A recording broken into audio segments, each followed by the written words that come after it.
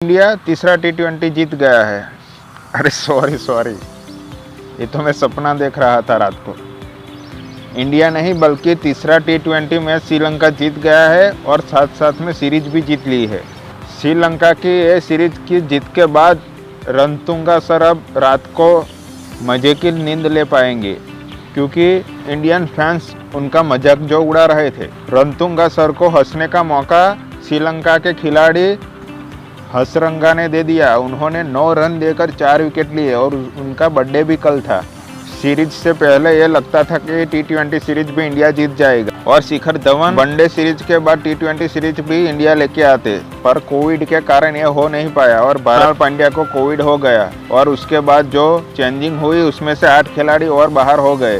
फिर भारत की बी के बदले सी टीम को खिलाना पड़ा। इंडिया की हार का कारण एक ये भी रहा।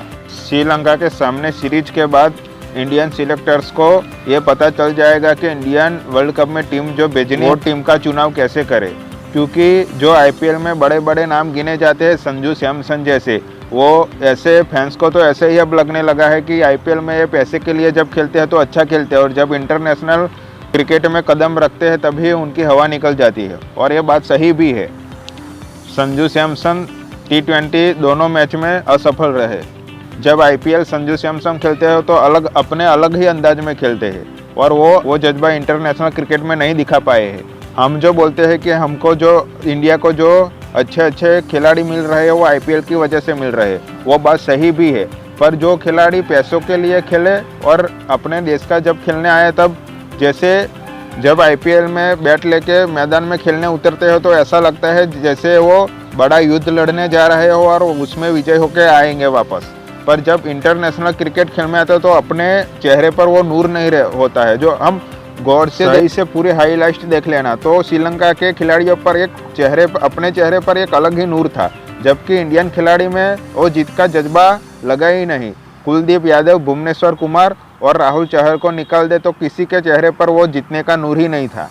और जब भारत की बैटिंग खत्म हो गई, फिर बॉलिंग करने की बारी आई तो इंडियन प्लेइंग 11 ऐसे लग रही थी जहाँ पत्तों की तरह बिखरती मैदान में घूम रही हो।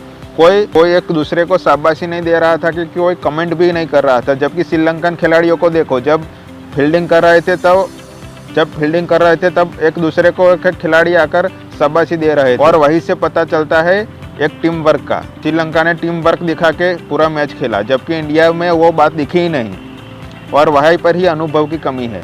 जब मैच खत्म हुआ तब शिखर धवन श्रीलंकन खिलाड़ियों को जैसे समझा रहे थे, वैसे ही इंडियन खिलाड़ियों को एकजुट करके जैसे महेंद्र सिंह धोनी पूरे राउंड में खिलाड़ियों को खड़ा करके जज्बा बढ़ाते थे। और एक ऐसी कप्तान होता है जो अपनी पावर भर देता है खिलाड़ियों में। जीतने का जुनून, जज्बा जो कप्तान बोलता है वो 2 शब्दों की बोली से ही वो जज्बा आ जाता है, जबकि शिखर धवन वो कर नहीं पाए।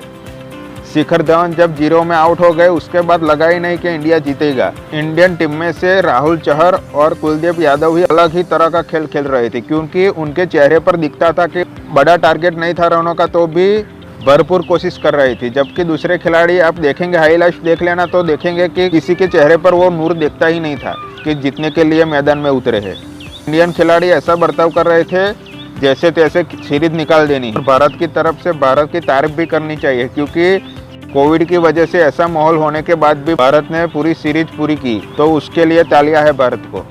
पर जो नए खिलाड़ियों ने खेल दिखाया वो कहीं ना कहीं अपनी तरफ से 100% नहीं था, जबकि श्रीलंकन खिलाड़ी पूरी मैच में 100% दे रहे थे, जबकि इंडियन खिलाड़ी सीरीज पूरी करने में ही लगे, ऐसा ही लग रहा था। आप देखोगे तो जब महेंद्र सिंह धोनी की टीम उतरती थी तब जो खिलाड़ियों में एक अलग ही जुनून रहता था, एक दूसरे का मैदान में उत्साह बढ़ाते रहते थे और फील्डिंग में भी एक दूसरे की तारीफ करते थे। जब और वैसा ही जज्बा श्रीलंका की प्लेइंग 11 में दिख रहा था। इंडियन टीम की हार की वजह श्रीलंकन बॉलर हसरंगा भी रहे। तीसरे मैच में ही उनका बर्थडे था और उसी मैच में वो हंस करके भारत के 4 विकेट 9 रन देके ले गए। मतलब कि अपने बर्थडे पर जो फटाके लाए थे, इतने जमकर हसरंगा ने फटाकड़े फोड़े, इतने फोड़े कि इंडियन टीम फटाकड़ों से धुएं से आगे देख ही नहीं पाई। फिर बैटिंग में भी हसरंगा ने अच्छा प्रदर्शन किया और श्रीलंकन टीम को जीता कर ही रहे। आईपीएल के बड़े बड़े नाम जो गिने जाते हैं वही इंडियन टीम में खेल रहे थे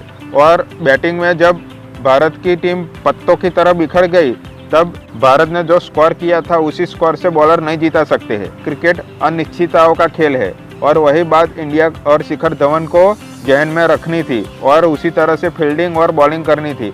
पर पहले 10 ओवर में शिखर धवन या इंडियन टीम में वो जज्बा दिखा ही नहीं जीतने का। फिर में जब राहुल चहर ने 3 विकेट ले लिए तब लगा कि इंडियन टीम अब जीतने के लिए खेल रही है। फिर वापस इंडियन टीम वहीं पर आ गई और आखिर में जाकर मैच गंवा दिया। सिलेक्टर्स को अब पता तो चल गया होगा कि वर्ल्ड कप के लिए कौन से खिलाड़ी का चयन करना है या कौन सा नहीं, क्योंकि अनुभव एक बड़ी चीज है और अनुभव वाले खिलाड़ी तो टीम में चाहिए ही। और ये प्रदर्शन से वर्ल्ड कप के लिए ओपनिंग के लिए शिखर धवन को सिलेक्टर्स पिक करेंगे या नहीं, वो भी कमेंट में जाकर आप बता सकते हैं। आईपीएल के बड़े बड़े नाम थे, आईपीएल में छक्के और चौके लगा की जड़ी लगा देते हैं, पर जब इंटरनेशनल मैच खेलने की बारी आई चेहरे पर या बॉडी लैंग्वेज ऐसी लगी नहीं कि हम मैच जीतने उतरे हैं। और मेरा ये मानना है कि वर्ल्ड कप के सिलेक्शन में कुलदीप यादव को लेना चाहिए। T20 जब मैच खेल रहे थे तब वो जीतने के लिए ही खेल रहे, उनकी बॉडी लैंग्वेज और चेहरा एक अलग ही नूर। यादव की पूरी बॉडी लैंग्वेज मैच जीतने उतरे है वैसे ही लग रही थी। आपका क्या मानना है, कुलदीप यादव को वर्ल्ड कप के लिए चयन करना चाहिए या नहीं, वो भी अपनी राय आप कमेंट में दे सकते हो।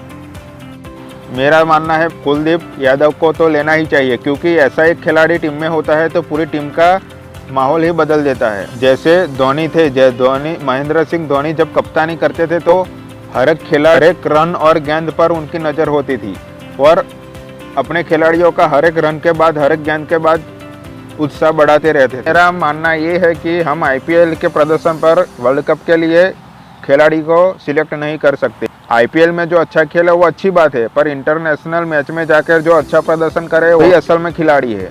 इस पर आपकी क्या राय है, आप कमेंट में जाकर अपनी राय दे सकते हैं। मैं ये नहीं बोल रहा कि भारत ने कोशिश नहीं की, भारत ने कोशिश की, पर जो वो 100% कोशिश करनी चाहिए थी वैसी नहीं थी, जबकि श्रीलंका अपने तरफ से 100% दे रहा था और इंडियन खिलाड़ी में वो जज्बा दिखा ही। पहले तो बैटिंग करने जब इंडिया आई तो में खिलाड़ी खेलते हैं, वैसे तो इंडियन टीम को कम से कम 125 रन तो करने ही चाहिए थे और 125 रन जो किए होते श्रीलंका भी दिक्कत में आ सकती थी। शायद मैच भी भारत जीत सकता था और सीरीज भी। 81 रन का कोई टारगेट नहीं होता है। लास्ट में तो जो हुआ वो आपने देखा ही, श्रीलंका जीत गई और इंडिया हार गया है। अब जो सही है वो सही है, पर ऐसे मैच में जाकर इंडिया को सीख मिलेगी और वर्ल्ड कप के काम में भी आएगी। क्रिकेट की हर एक वीडियो देखने के लिए चैनल को कर लो सब्सक्राइब और वीडियो लाइक। तो मिलते हैं अगले वीडियो में क्रिकेट की ऐसी ही स्टोरी और न्यूज लेके। तब तक के लिए जय माता दी।